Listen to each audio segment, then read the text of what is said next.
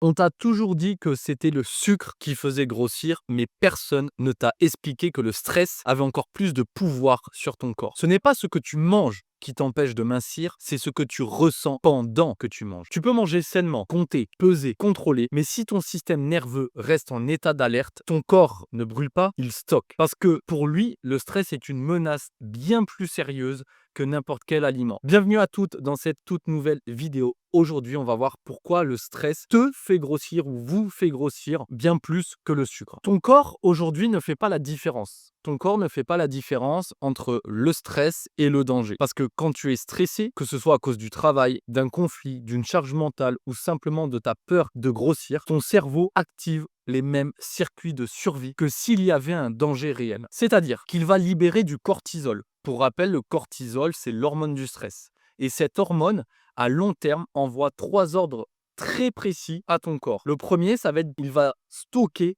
de la graisse pour survivre. Le deuxième, ça va être d'augmenter l'appétit pour tenir le coup. Et enfin, le troisième, ça va être de ralentir le métabolisme pour économiser de l'énergie. Aujourd'hui, plus tu stresses, plus ton corps croit qu'il doit te protéger. Et il le fait en gardant tout. Tu ne grossis pas parce que tu manges trop. Alors oui, ne me fais pas dire ce que j'ai pas dit. Si aujourd'hui, tu es une personne sédentaire qui ne fait pas du tout de sport, qui ne prend pas soin de son mode de vie, qui mange de tout et n'importe quoi et qui se pose la question: «Ah bah, je n'arrive pas à perdre, c'est à cause de mon stress». Non, mais si aujourd'hui tu manges bien, tu t'entraînes, tu fais attention à ton sommeil, tu as un mode de vie plus ou moins sain, mais si tu n'arrives pas à perdre du poids, c'est peut-être parce que tu grossis, parce que ton corps croit que ta vie est en danger. Si tu grossis ou tu ne perds pas de poids, c'est que ton corps croit que ta vie est en danger. Si tu es dans une situation de stress, chaque cas est différent. Encore une fois, si tu n'es pas stressé, que tout va bien, mais que tu n'arrives pas à perdre du poids, c'est peut-être parce que tu as d'autres émotions qui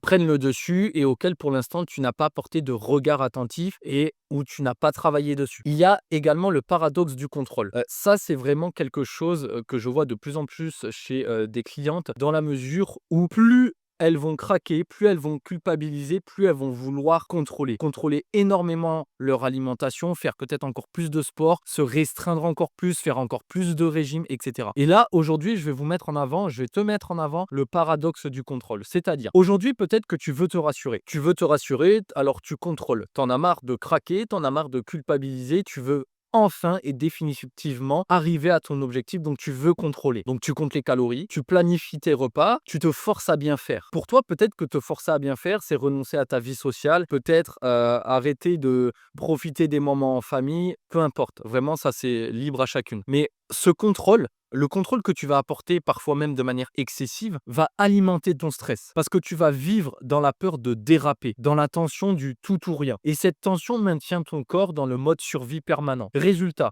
tu brûles moins, tu dors mal, tu as plus de fringales et tu stockes davantage. Et plus tu vois la balance monter, plus tu paniques, plus tu contrôles, et plus ton stress augmente. Et c'est un cercle vicieux invisible. Plus tu veux maigrir, plus tu bloques ta perte de poids. Pourquoi? Parce que le stress chronique change ton corps de l'intérieur. Quand ton système nerveux il est saturé, tout ton métabolisme se dérègle. C'est-à-dire, ton taux d'insuline augmente, donc tu stockes plus facilement. Ton taux de leptine baisse, donc tu perds la sensation de satiété. Tes hormones sexuelles se dérèglent, donc ton corps retient plus d'eau et de graisse. Et enfin, ton sommeil devient superficiel. Ton corps récupère mal, donc tu brûles moins. Ce que tu dois retenir, c'est que ce n'est pas une question de volonté. Aujourd'hui, je vois beaucoup de femmes dire: «Ah oui, mais en fait, c'est que je manque de volonté, j'arrive pas à perdre du poids» et cetera. Non, c'est pas parce que tu manques de volonté, c'est la méthode par laquelle tu passes n'est pas adaptée à toi. Beaucoup de femmes, avant de les accompagner justement, je m'aperçois qu'elles ont uniquement fait le travail sur l'aspect extérieur, en surface, apporter des ajustements sur l'alimentation et l'activité physique. Oui, c'est excellent, mais c'est pas ça en priorité qu'il faut,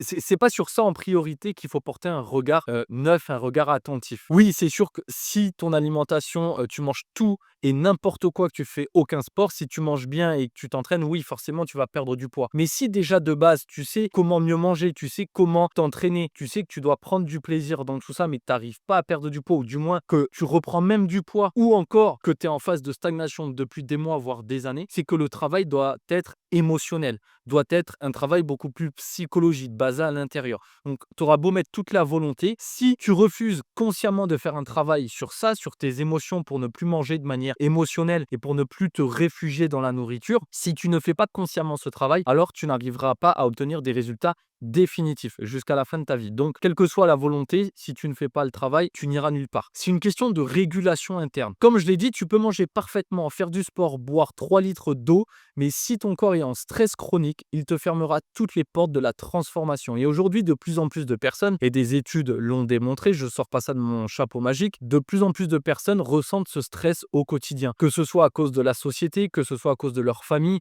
ou que ce soit pour la majorité à cause de leur travail, parce que pour la plupart, les personnes qui sont énormément stressées dans leur travail sont des personnes qui ont un haut poste et beaucoup de responsabilités. Le stress, c'est le sucre invisible que tu ne vois pas, mais que ton corps, lui, métabolise en graisse. Le stress émotionnel, on appelle ça le stress émotionnel. C'est celui qui te fait grossir en silence. C'est pas seulement le stress du travail, c'est le stress de vouloir bien faire également, le stress d'être à la hauteur, le stress de tenir bon, le stress de vivre tout le temps en mode il faut. Ton corps vit dans un état de tension continue et chaque tension non relâchée devient une charge émotionnelle, nerveuse, puis physique. Et c'est ce poids-là que tu portes, le poids des je dois, je n'ai pas le droit, je ne peux pas me relâcher. Aujourd'hui, beaucoup de personnes, lorsqu'elles font un régime, c'est je ne dois pas aller avec mes amis au restaurant, je ne dois pas manger ce carré de chocolat, je n'ai pas le droit d'aller avec mes enfants, je sais pas moi, aller manger une glace, peu importe. Et ce poids-là, aucun régime ne peut l'enlever. Parce que ce poids ne se perd pas dans l'assiette, il se libère dans le système nerveux. Et le seul chemin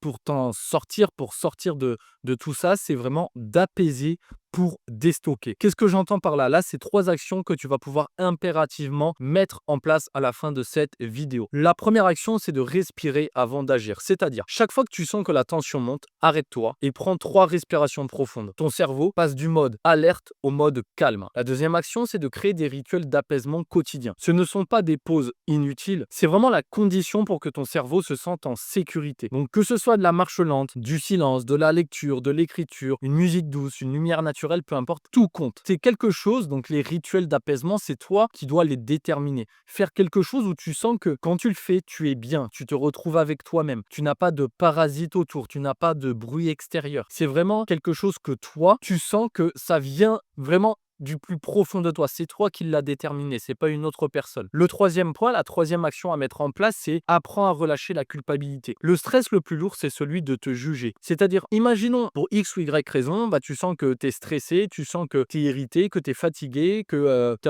il y a une émotion forte qui se dégage, la tension est en train de monter et tu craques, derrière tu vas culpabiliser. Donc si lorsque tu craques, tu culpabilises, très souvent le ressentiment qui arrive après la culpabilité, c'est le jugement. Tu vas te juger. Tu vas dire ah oui, mais je suis pas capable de faire ça. Oui, mais je sers à rien. Oui, mais j'ai fait n'importe quoi, c'est de ma faute, etc. Tu vas porter un regard négatif sur toi, un jugement négatif et pessimiste sur toi. Donc au lieu de te dire je dois faire mieux, commence par je fais de mon mieux. Comme on dit, Rome ne s'est pas construit en un jour. Pour travailler sur soi, pour faire un travail introspectif, pour ne plus utiliser la nourriture comme apaisement, pour pouvoir sortir de l'alimentation émotionnelle, ça prend du temps, ça demande de faire un travail sur soi et ça peut prendre des mois, voire des mois et des mois, voire des années lorsque tu n'es pas habitué, lorsque consciemment tu n'as jamais opéré de cette manière-là. Parce qu'aujourd'hui, ton système nerveux, il va réellement entendre la différence entre je dois faire mieux, il va considérer le devoir, une obligation, la contrainte de je fais de mon mieux. C'est-à-dire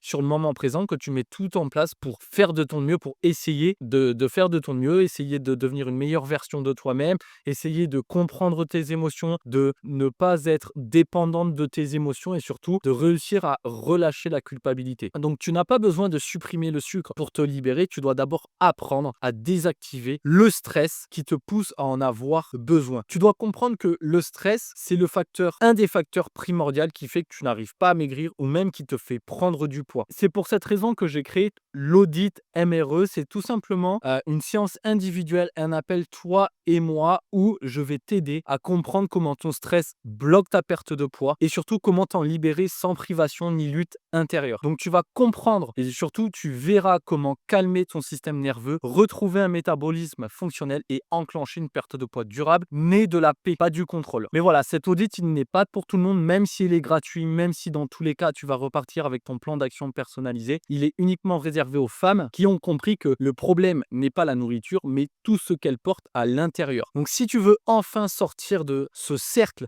vicieux, de ce cercle invisible où ton stress dicte tout, clique sur le lien sous cette vidéo et réserve ton audit MRE dès maintenant. On se retrouve nous prochainement dans une nouvelle vidéo. N'hésite pas à t'abonner, à liker et à commenter cette vidéo. Profites-en également pour me dire quels sont les prochains sujets que tu souhaiterais que j'aborde pour les prochaines fois. On se retrouve très bientôt. Ciao, ciao.